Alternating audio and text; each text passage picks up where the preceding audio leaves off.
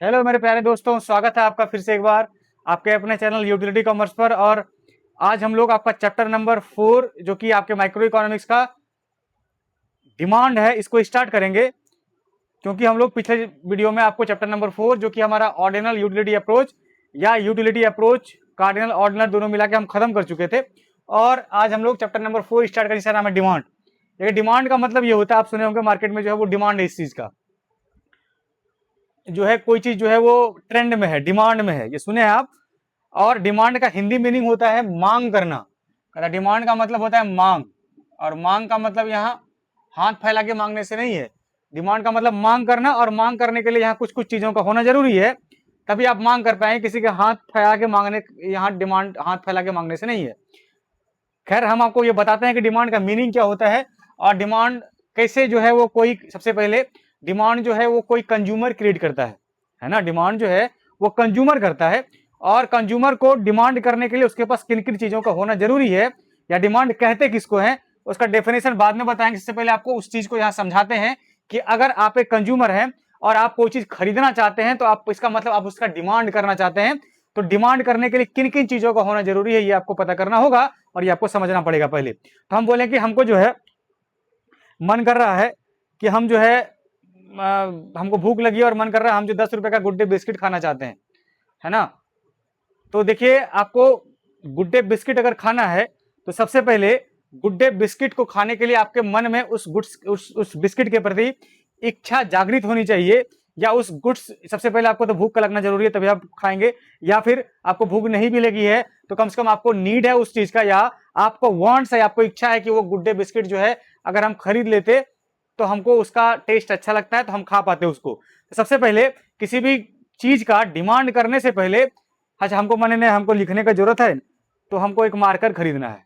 तो मार्कर को खरीदने के लिए हमारे मन में डिजायर या विलिंगनेस या नीड, हमको जरूरत महसूस हुआ तब ना हम उस मार्कर को खरीदेंगे। तो कहा सबसे पहले किसी भी गुड्स को जब कंज्यूमर डिमांड करता है तो सबसे पहले वो डिमांड करने से पहले ये सोचता है कि हमको उस चीज का जरूरत है कि नहीं है, हमको वो चीज पसंद है कि नहीं है, हमको वो चीज जो है अच्छा लगता है कि नहीं लगता है, जिसको कहते हैं हम लोग विलिंगनेस, उसके उसके प्रति उसके मन में। अच्छा, जैसे हम बोले हमको जो है अभी समोसा खाने का मन कर रहा है, तो खाने का मन किया ना, तो उसी मन को कहते हैं ये डिजायर। क्या बोला ये? डिजायर, या इसी को बोलते हैं विलिंगनेस।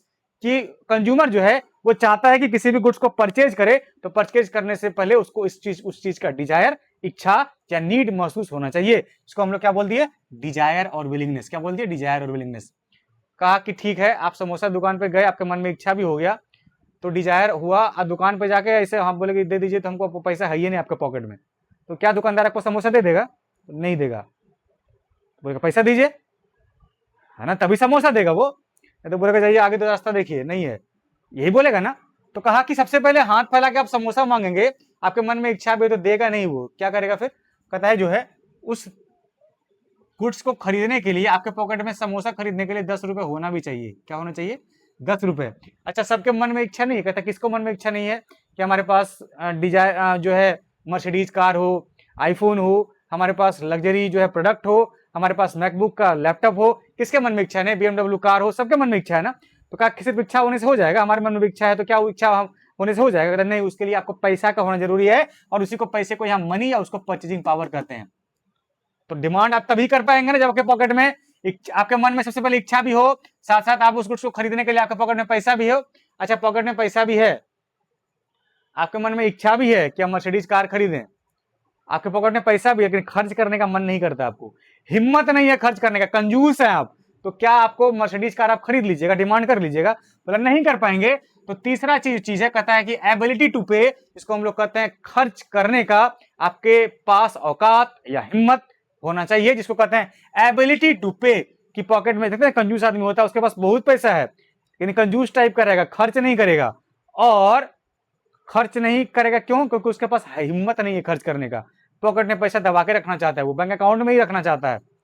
तो कहा गया कि 3 चीज का होना जरूरी है किसी भी गुड्स को डिमांड करने से पहले। कहा कि साथ में सबसे पहले चीज क्या होना चाहिए? डिजायर, उस गुड्स के प्रति आपके मन में इच्छा जागृत होनी चाहिए, उस गुड्स को खरीदने के लिए आपके मन में नीड या वांट्स या डिजायर होना चाहिए।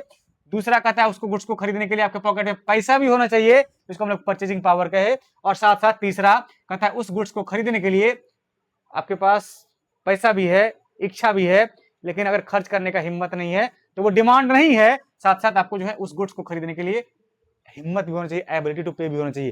देखिए इसी तीनों को मिला के हम आपको डेफिनेशन निकाले अभी डिमांड का। देखिए यहाँ लिखे हुए हैं, demand refers to quantity of goods and services that the consumer is willing, का मतलब इच्छा से, willingness, and able to pay, able to purchase, कह रहा है कि जो है साथ साथ उसके पास इच्छा तो है, साथ साथ एबल टू परचेज भी है, पैसा भी है, और उसके पास हिम्मत भी है, able to purchase different quantity of goods and services, कहा किसी भी गुड्स के सर्विसेज का डिफरेंट क्वांटिटी, इसी को बोले हैं demand quantity of goods and services at specific price during the given period of time, कि एक निश्चित समय पे जब कंज्यूमर किसी भी गुड्स एंड सर्विसेज का डिफरेंट क्वांटिटी स्पेसिफिक प्राइस पे खरीदना चाहता है तो उसी को बोलते हैं कंज्यूमर जो है वो डिमांड कर रहा है। इसी को बोले demand refers to quantity of goods and services that the consumer is willing and able to पे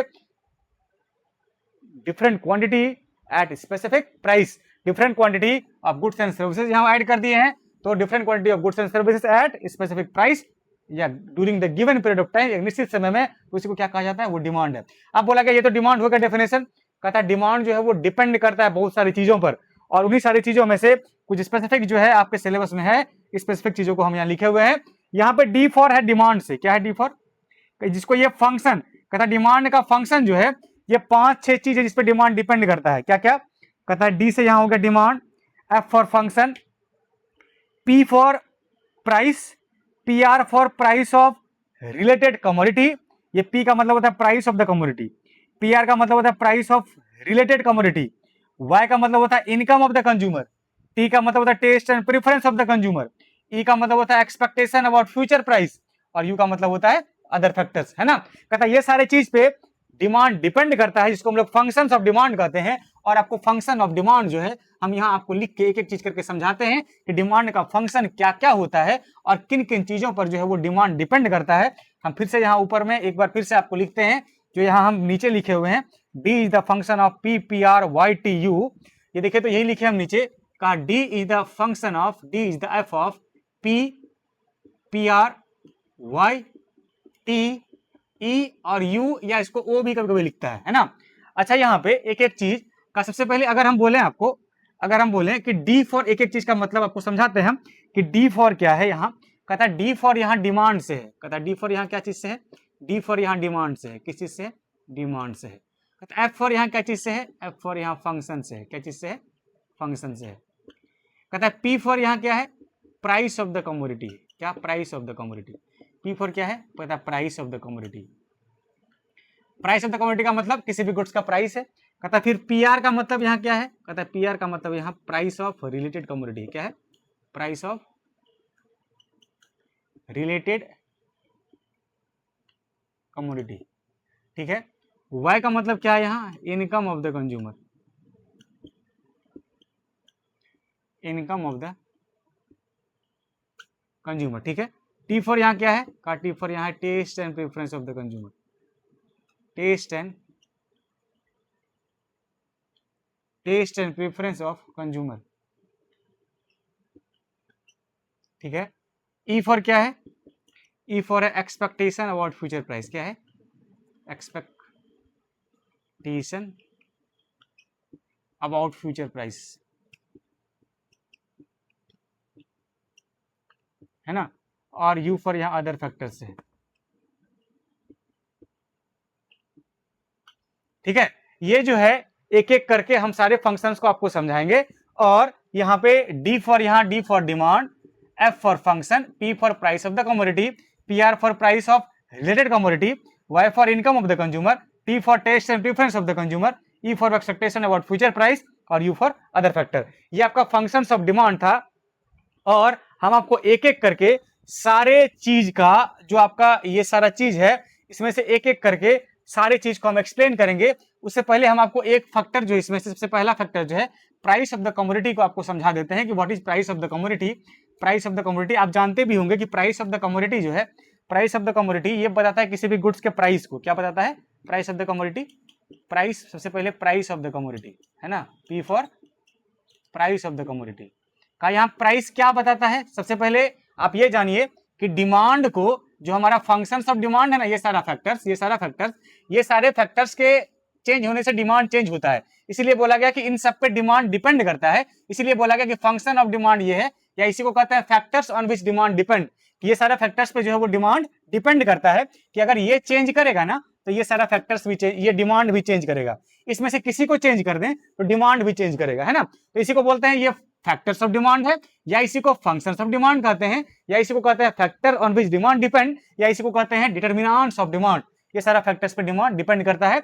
इसमें सबसे पहला प्राइस ऑफ द कमोडिटी, कहता है प्राइस ऑफ द कमोडिटी से कैसे डिमांड जो है वो चेंज होता है, प्राइस कैसे डिमांड को चेंज करता है। अच्छा, आप ये जानते हैं ना कि ये कंज्यूमर जो है वो डिमांड करता है, और कंज्यूमर जो है ये बिहेव होता है कंज्यूमर का कि आप अगर कोई चीज सस्ता मिले तो उसको ज्यादा खरीदता है कंज्यूमर, और कोई चीज महंगा हो जाए तो उसका क्वांटिटी कंज्यूमर कम कर देता है। तो कहता है क्या ये price of the commodity, price के चेंज होने से क्या डिमांड इफेक्ट होता है। कहता है हाँ, प्राइस चेंज होगा ना, ये अगर चेंज करे तो इसको भी इफेक्ट करेगा, ये भी चेंज करे इसको इफेक्ट करेगा। तो सबसे पहले हम एक एक करके सब पढ़ेंगे। सबसे पहले प्राइस हम पढ़ते हैं। का प्राइस जो है आप जानते हैं ना कि अगर जैसे मान लेते हैं टमाटर का एग्जाम्पल लेते हैं हम। टमाटर जब क्या 20 रुपए पर केजी रहता है, 20 रुपए पर केजी, तो भी क्या आप उतना ही खरीदते हैं। जब टमाटर का प्राइस जो है वो 60 रुपए पर केजी हो जाए या 80 रुपए पर केजी हो जाए तो नहीं सर, 20 रुपए पर केजी रहता है, हम 2 केजी भी खरीद लेते हैं, तो हमको 40 रुपए खर्च होता है। लेकिन क्या टमाटर 80 रुपए पर केजी हो जाता है, क्या आप 2 केजी खरीदते हैं? नहीं सर, हम आधा किलो खरीदते हैं, यहाँ पे खरीदते हैं ना। क्यों? क्योंकि महंगा हो गया। क्यों? कंज्यूमर के पास पैसा लिमिटेड होता है, कंज्यूमर के पास इनकम लिमिटेड होता है, तो क्या सारा का सारा पैसा वो टमाटर पे लगा दे और काम नहीं है उसको? बोला हाँ है सर। तो कैसे ये प्राइस ऑफ द कमोडिटी क्या समझाता है? कहता है प्राइस ऑफ द कमोडिटी ये कहता है कि प्राइस अगर महंगा होना, प्राइस अगर बढ़ जाए, कहता है द प्राइस इंक्रीजेस, कहता है प्राइस जो है वो इंक्रीज कर जाए तो उससे डिमांड जो होता है, उसका क्वांटिटी डिमांड जो है वो डिक्रीज कर जाता है। और अगर प्राइस जो है, प्राइस अगर कम हो जाए ना, सस्ता हो जाए, तो इसका डिमांड जो है, इसका क्वांटिटी जो है कंज्यूमर ज्यादा करने लगता है। तो कहता है प्राइस ऑफ द कमोडिटी यही समझाता है कि if the price of the commodity increases, कि प्राइस अगर सबसे पहले प्राइस अगर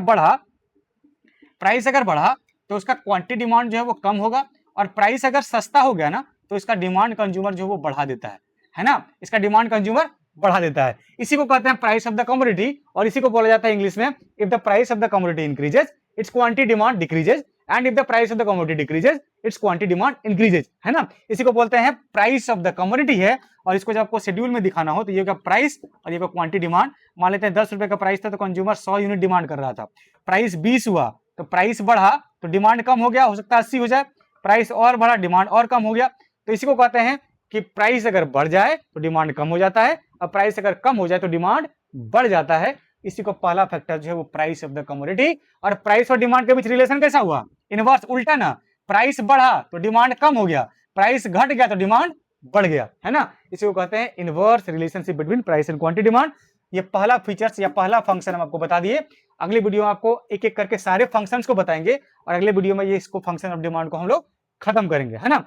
तो आज इतना ही इस वीडियो में, ज्यादा लंबा हो जाएगा वीडियो, तो हम आपको अगली वीडियो में यहाँ पे आपको डिमांड का पार्ट 2 लेके आएंगे, और ये 3 पार्ट तक में हम इसको खत्म कर देंगे, 3 से 4 पार्ट में, ठीक है। तो आज इतना ही, थैंक यू सो मच। हम लोग अगले वीडियो में इसके बाद मिलेंगे। लाइक और सब्सक्राइब कीजिए, थैंक यू सो मच।